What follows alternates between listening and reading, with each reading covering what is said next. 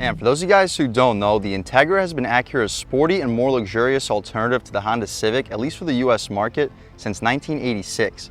Originally lasting until 2000 before being replaced by the RSX, later the TSX, and then finally the ILX, which I actually owned back in 2018. Fast forward to 2023, Acura brought back the Integra as a hatchback and a more luxurious version of a Civic Si, but it's available with a CVT for the non-manual drivers who still want a piece of the action. However, with the Integra, the manual is only available with the top A-Spec trim, so if you want the manual, it might be a better overall value to go with the Civic Si, whereas the Integra makes a lot more sense, to some people at least, with a CVT.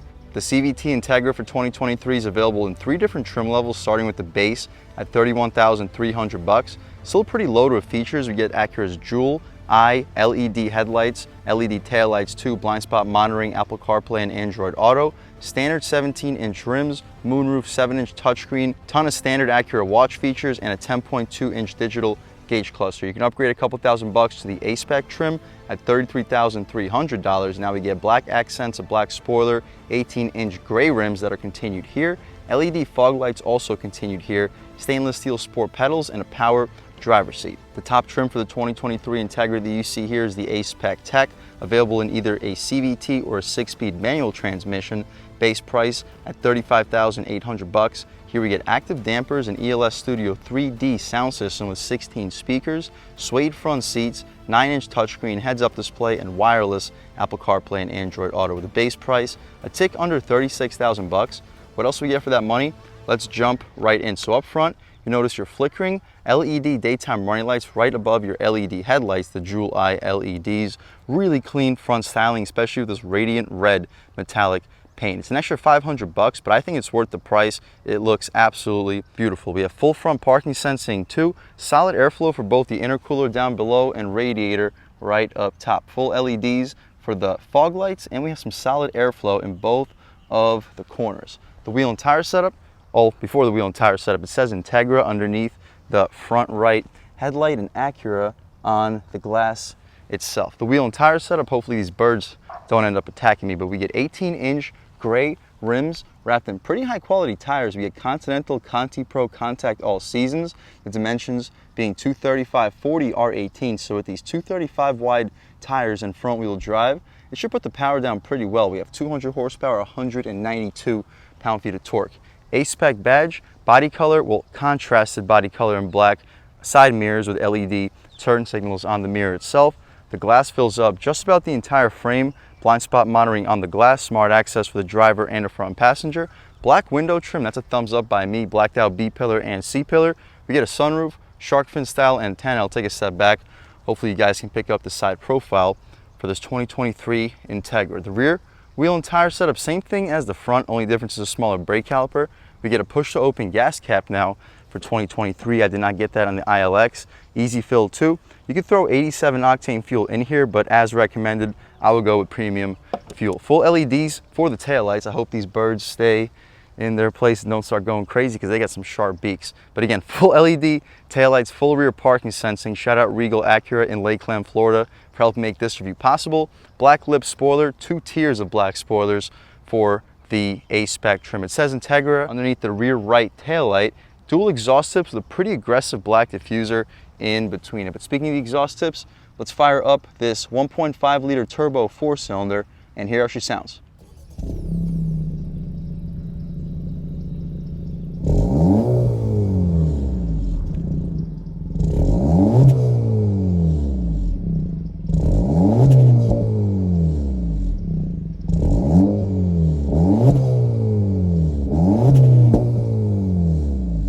Alright guys, that was the sound of the 1.5 liter turbo 4-cylinder sold by Acura for the 2023 Integra. It actually sounds okay for what it is, making a healthy amount of power too. At 200 horsepower, 192 pound-feet of torque, made it to a CVT, you can expect 0 to 60 around 7 seconds. So no, not the fastest vehicle. The old ILX was actually a little bit quicker than this new Integra. This is a lot more efficient. I prefer the styling tremendously, and it's a lot more practical, especially with the hatchback. But what you see is basically what we get. We can shut this hood right up, take one more step back, get a good look at the front styling. As far as the interior, let's see what we got available for this top A-Spec Tech trim for the 2023 Acura Integra. Up top, Soft touch, the door handle kind of reminds me of what I get in the Camaro 2-person memory seats. ELS Studio 3D sound system, 2 speakers on the door panel. The aluminum runs through the center.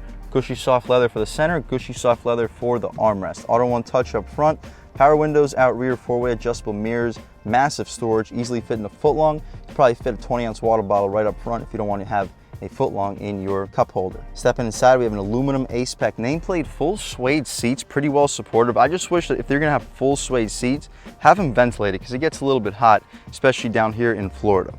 Full power seats, 4-way lumbar control. You can recline, drop, lift, and slide the seats. Taking a step inside though, we can really check it out. So foot on the brake, engine start, stop, everything fires right to life. First thing we notice though, the steering wheel reminds me a lot of the new Civic Si, probably the same exact steering wheel. It's very thick, solid 10-2 bolstering notch, 9-3 fits well in your hands. It says A-Spec down below. We get contrast stitching. The Acura horn area is rubberized, the horn itself. Pretty aggressive sounding horn, people should definitely be getting out of your way. On the left side of the steering wheel, we have volume and skip controls, voice commands beneath that. On the right side, cruise control, active steering, and the infotainment adjustments right here in the center. The adjustments include range and fuel, average speed, navigation, turn by turn, driver attention level, seat occupancy, oil life, and tire pressure. Safety support too.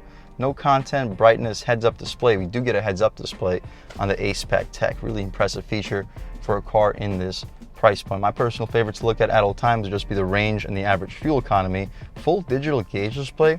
The tach goes to about 6,500 RPM with a digital speedo in the center, and the speedometer on the side goes to 160. Aluminum paddle shifter is also a premium touch. Auto headlamps, fog lights, and auto rain sensing wipers. Also really appreciated because we did not get auto rain sensing wipers even on the RDX A-Spec we just reviewed on this channel. To the left of the steering wheel, we have our traction control that you can disable, tilt and telescope for the steering wheel, hood latch release, and you can get a good look at your aluminum outlined pedals. The dashboard is all soft touch, 9-inch touchscreen, basically straight out of the all new Honda Pilot we just reviewed on this channel. The home screen, we can check it out. All apps, phone, Sirius, FM, smartphone, smart focus, system updates, Alexa. We don't get navigation as a standard feature, but Acura's navigation has never been that great anyway. We do get Apple CarPlay and Android Auto standard. The A-Spec Tech gets wireless Apple CarPlay and Android Auto. My personal favorites to look at all times would just be the trip computer. Beneath that, kind of similar to the Civic for the air controls, it just doesn't continue flushly for the center. Same exact air adjustment controls as the Civic, and I actually like it. Feels very high quality, nice resistance. Dual zone automatic climate control, nice. Heated seats, no ventilated seats like you get on the other A-Spec models. Beneath that, USB-A and C port, 12-volt 2, wireless charging pad. Gear selector controls a CVT transmission. Dynamic modes, we have comfort, normal, and sport mode. We'll start the review off in comfort, transition into sport, and just see what the differences are. Auto start stop we can disable for this review. Electronic parking brake with brake hold. A lot of piano black though, so keep your cleaning supplies at hand because it will collect a lot of fingerprints. 2 cup holders, you'll fit 2 20-ounce water bottles in there with no problem. Contrast stitched, gushy soft leather armrest. The storage space, impressive. You'll fit a 2-liter bottle of soda in there with no problem. I'm impressed with the overall amount of space. The glove box, above it is this leather trim. The glove box itself, very well damped. It's not lined with felt. It's not the largest either, but I'd expect you to fit 10, maybe 15 license plates in there with no problem. Frameless auto dimming rear view mirror, also a premium touch. Interior light is LED. We can take a quick look at the sunroof. Eyeglass holder too, nice. And the glass goes into the roof so it's not sticking out like a sore thumb. We could poke our way out of here. Beautiful day today in Lakeland, Florida. Sunny and 85 degrees according to the 2023 Integra. We can shut this glass right up. We'll leave the shade open so when we hop out back, you guys can get a good idea of how much light is brought into the cabin thanks to the moonroof. But before we hop out back, let's take a quick look at this window sticker, see everything we have available on a 2023 Integra A-Spec Tech with a base price of $35,800. Performance red pearl metallic exterior color with the orchid interior. Standard features, you guys can pause, take a look at everything we get standard on a top trim 2023 Integra. The only option we have is the $500 paint color. $11.95 for the, or $10.95 for the destination and handling, totals us out at $37,395. 32 mpgs, 29 city, 36 on the highway. Very solid fuel economy and a ton of features for the money. That's about it for the front seat, guys. Let's hop out back, see how much space is offered back there, as well as the overall quality of the material. So out back, Up top, we have hard plastic, just like in the Civic. That's a thumbs down for me. I feel like a top trim A-Spec tech should at least have some type of padding for the top part of the door panel, but the middle and bottom portion are still gushy soft. Aluminum door handle, 2 speakers on the door panel itself. The rear seats, they're not suede like they are up front. They are this leatherette material. Decently bolstered. The padding doesn't go all the way out to the door frame, but on the bottom portion it does. Taking a step inside, I'm a little bit over 6 feet tall sitting behind my seat settings, and I still have plenty of space, just about the same space as the TLX, maybe a little bit less space compared to a TLX, but this is a vehicle in a class below the TLX, so you would expect less legroom, headroom. I have about the same, probably an inch, maybe 2 of headroom before I start to run out. So if you're over 6'2", 6'3", probably not the most comfortable back seat behind your own seat settings. You'd probably rather sit behind the passenger. Pretty decent amount of light brought into the cabin thanks to that moonroof. It's starting to get a little dark outside, but the moonroof is still helping us get some light into this cabin. No air vents, that's a big thumbs down. For a top A-Spec trim, I'd expect air vents, 2 USB-A ports, mat pocket behind the passenger seat, nothing going on behind the driver. The center cubby, it's contrast stitched, very well padded, 2 cup holders. You'll fit a 12, maybe 16 ouncer here, and a 20 ounce water bottle right next to it. The interior light is LED. Hopefully you can pick it up on camera. Nice. That's about it for the back seat. Let's hop out towards the hatch, see how much space is offered back there, and then take this 2023 Integra CVT out for a drive. We already reviewed a 6-speed manual Integra, but this is my first time getting my hands on a CVT. First impressions in the cargo space, just like the manual, nothing's changed back here, but it's a deep floor. Your grocery bags are not going to be flying around. And speaking of that, you can throw some grocery bags in this netted area, and they definitely won't be flying around. Subwoofer for the ELS Studio 3D sound system. I'm telling you guys, it bumps. You got 2 additional tweeters out in the rear pillars. We have 2 additional tweeters in the front pillars. It's a really impressive sounding sound system. Secret storage, we have a decent amount back here with a fix-it-flat kit too. You can shut this right up, LED light. It's not a power opening or closing tailgate. They also give us these 2 handles if you're short and can't reach the trunk lid itself. We can shut this trunk right up, walk around this 2023 Integra A-Spec tech one more time. And with this radiant red metallic paint, this is a beautiful car. The previous Integra we reviewed in this channel also had an optional paint color. It had that $500 white pearl metallic, but I honestly think this red metallic might be even better. It reminds me of the cherry red offered by GM. But that's about it for the inside and outside of the 2023 Integra A-Spec tech. Let's take it out for a drive and see what it's got. All right, guys, now we're just about seeing everything we need to see with the inside and outside of the 2023 Acura Integra A-Spec tech with a CVT.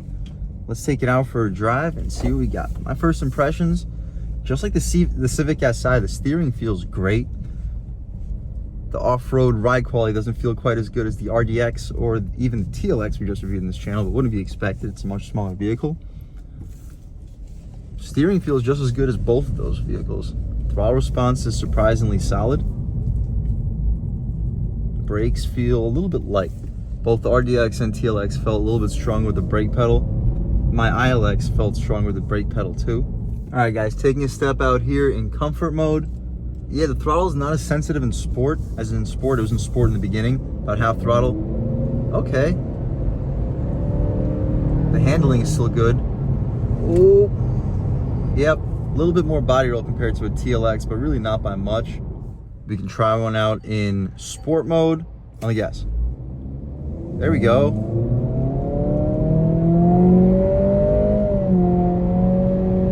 Ooh, I don't know if you picked it up, but there's definitely more induction noise. It's definitely not real, but we get a little bit more induction noise in sport. All right, guys, we can take a step out here, try out these paddles. Not quite sure what they would do. Maybe you can throw it into S. There we go, S1 on the gas. Boost. Whew. Yeah, so it's all just ratios. Pretty long first ratio too. The steering feels so good, especially in sport. I love how this turbo engine also has like a second life after about 5,000. We don't have to push it a whole lot farther than that. It pulls well. I like these Honda turbocharged engines. It's like the complete opposite of like a 4-cylinder turbo from Ford and their EcoBoost. Those things start to die off around 5,000 RPM. These things start to die off around 4,000 RPM, but they regain their life around 5. I said the same thing about the Civic. Not the Civic, the CRV we reviewed in this channel. Rev match downshift, but as we know, Not a true downshift. Okay, and they're stopping, but hopefully you can pick up the performance of this vehicle. It's impressive. Try one out off the line, brake boost a little bit. Let's go. Oh, pretty strong. But yeah, the CVT. Yeah, like that first ratio for the CVT goes to 45 miles per hour. That is way too long. All right, guys, turning radius test. Very sharp turning radius. Hopefully he makes his left. Okay, he made a left. Not bad.